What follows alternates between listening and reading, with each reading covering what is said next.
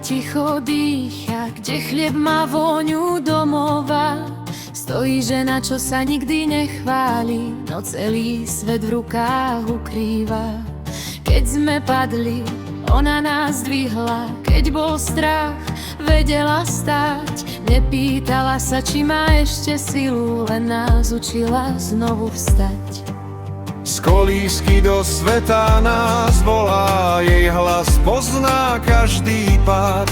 V objatí, v modlitbe, v tichu je láska, čo sa nedá vziať. Slovenské matky, tiché hrdinky, bez zbraní, bez slávy, bez zmien, milujú synov, aj keď ich bolí, pustiť ich do vlastných dní. Slovenské matky, srdcom silné, keď celý svet zhasne v nás, ich láska svieti aj po tme, ako posledný jas.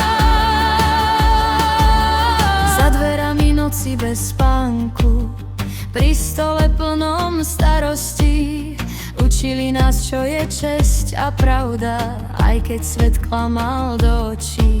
Keď syn odišiel hľadať cestu, ona mlčala, no vedela prečo.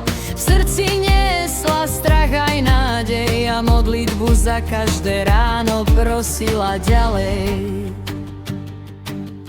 Nie sú v knihách, nie sú v dejinách, no bez nich by nebol ani krok.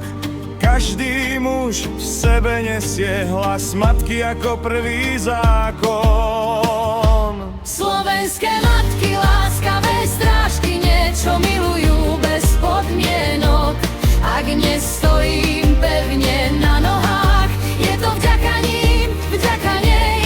Slovenské matky, jaci čo silné, i v očiach je celý svet. Kým bije srdce jednej z nich, Slovensko nezmizne späť.